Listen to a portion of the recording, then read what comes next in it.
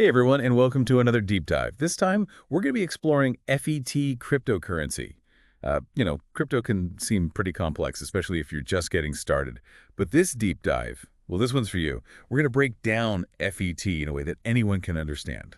Yeah, I think a lot of people get intimidated by all the jargon. Yeah. But what I find really fascinating about FET is how it brings together blockchain and AI. Oh, that's interesting. AI and blockchain. I mean, I've heard a lot about AI lately, but I don't really get how it connects to cryptocurrency. Well, imagine a world where you have these, smart digital assistants. They're called autonomous economic agents, or AEAs for short. And they're constantly working to make your life easier, like finding you the best deals online, booking appointments, even negotiating on your behalf. Whoa, hold on. AI agents negotiating for E. That sounds like something straight out of a sci-fi movie. It kind of is. Yeah. And that's the future that Fetch.ai is building, using AI to create a more efficient and, importantly, decentralized world. Okay, I'm definitely intrigued. So where did this whole Fetch.ai thing even come from? It all started back in 2017. Three guys, Toby Simpson, Humayun Sheikh, and Thomas Haim, founded Fetch.ai in Cambridge, UK. And then, in 2019, they launched their token, FET, through an initial exchange offering, or IEO, on Binance Launchpad. Binance Launchpad, that's a big deal, right? Oh, yeah, it's All right. one of the most reputable platforms for new crypto projects. And Fetch.ai's launch was huge. They raised $6 million by selling over 69 million FET tokens in just 22 seconds. 22 seconds, that's insane. I know, right? It's like trying to get concert tickets that are sold out in seconds. Yeah. But it showed just how excited people were about their vision. So a groundbreaking concept, a massively successful launchpad. There's got to be something special about how Fetch.ai actually works. Can you give us a breakdown of the key elements? Sure. The Fetch.ai ecosystem is built on three main pillars. First, you have the AEAs, those AI agents we talked about. Second, there's the Open Economic Framework, or OEF. And lastly, you have the Smart Ledger, which is their unique blockchain network. Right, AEAs, OEF, and Smart Ledger. I think we need to dive a little deeper into each of these, starting with the AEAs. What exactly can they do, and how do they, represent ME in this digital world? Okay, so AEAs are basically lines of code that can act independently on your behalf. They use data and algorithms to make decisions and carry out actions, and they can represent pretty much anything.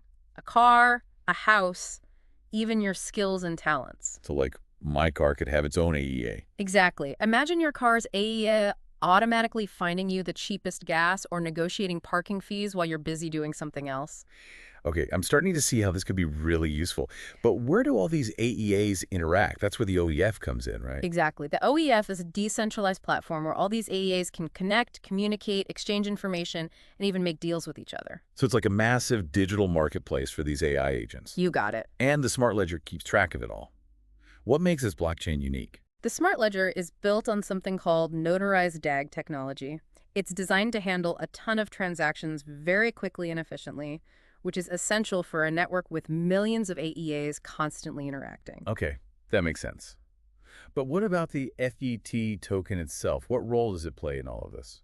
FET is basically the fuel that powers the whole Fetch.ai ecosystem. It's their native cryptocurrency, so it's what you use to pay for services on Fetch.ai, deploy your own AEAs, and even cover those small transaction fees. So it's the currency of this digital economy that Fetch.ai has created. Yeah, you could think of it that way. And just like you earn interest on your money in a bank, you can stake your FET tokens, which means you're helping to secure the network and you get rewarded for it. So it's not just about buying and selling FET.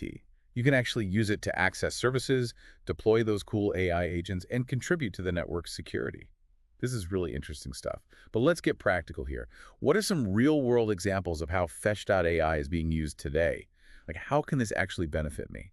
Well, one of the really powerful features of Fetch.ai is it can create something called multi-agent systems, or MAS. Basically, this means you can have all these different AEAs, even if they were designed for totally different tasks. And they can all work together seamlessly. Okay, I'm not sure I'm following. Can you give me a real-world example of how that would work? Sure, so imagine a supply chain with all these different companies involved, each with their own systems and priorities, right? Using MS, you could have each company set up their own AEA, and each of those AEAs would represent that company's specific role in the supply chain. And then, get this, all those AEAs could communicate and coordinate with each other automatically. optimizing the whole supply chain for like maximum efficiency and transparency. Wow, so instead of like phone calls and emails and all that back and forth, Yeah. these ADAs are basically handling all the logistics behind the scenes. Yeah, exactly. It's amazing.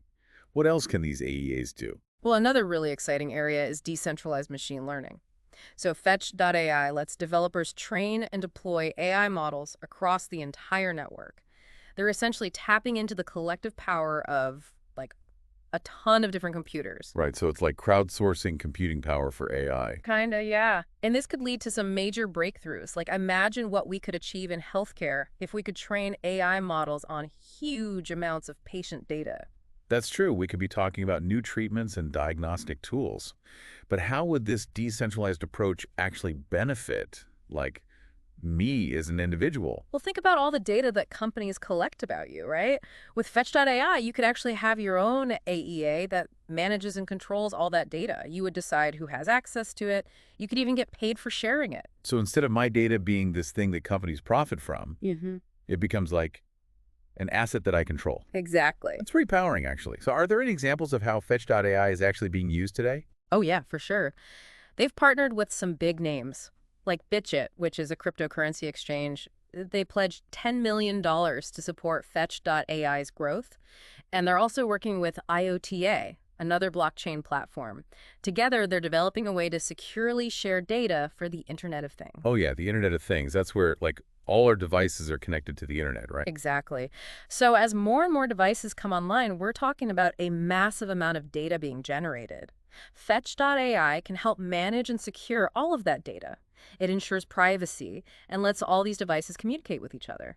So instead of my fridge just like keeping track of my grocery habits, it could actually use an AEA to automatically order groceries for me when I'm running low. Yep, exactly like that. That would be so convenient. What other partnerships are they involved in? Well, there's also Bosch. They're a huge tech company. And Fetch.ai is working with them to create a multi-purpose blockchain network. Wow, it sounds like Fetch.ai is really making an impact.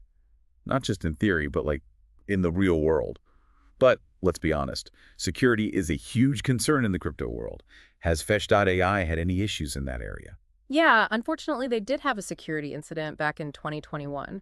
Some hackers targeted their Binance account and ended up stealing $2.6 million worth of crypto. Oh, wow, that's scary. It was definitely a setback. But they took action immediately and worked with Binance to track down the hackers. They were actually able to recover most of the stolen assets. Okay, that's good to hear. So it sounds like they learned from that experience and made their security even tighter. Yeah, definitely. They've continued to improve their security measures. And they even introduced something called the Fetch Name Service, or FNS. It's like having a personalized domain name for your crypto wallet. It makes things much easier and safer for users. So no more dealing with those ridiculously long wallet addresses. Exactly. I like that they're focused on user experience. Yeah, it's definitely a priority for them. And it seems to be attracting investors. They recently got a $5 million investment from GDA Group for research and development, and then another one, $40 million from DWF Labs, to boost their work on decentralized machine learning and autonomous agents. Wow, those are some serious investments. It definitely seems like people are betting big on the future of Fetch.ai. But with all this talk about AI and decentralization, it's easy to lose sight of the big picture. How will all of this technology actually impact everyday people? That's a great question. You know, Fetch.ai has the potential to completely revolutionize how we interact with technology and with each other. In what way? Well, imagine a world where you can buy and sell things directly from other people. No middlemen. Exactly. And your AEA could negotiate the best deals for you. Or imagine accessing personalized services, whether it's healthcare or transportation, all powered by AI and blockchain. It's like technology is finally working for us, not the other way around. I think that's a good way to put it. But let's be real, there must be some challenges too. Of course. Like any emerging technology, there are definitely hurdles to overcome. One of the biggest ones is scalability. As the network grows and more AEAs come online, they need to make sure they can handle all that increased traffic and data processing.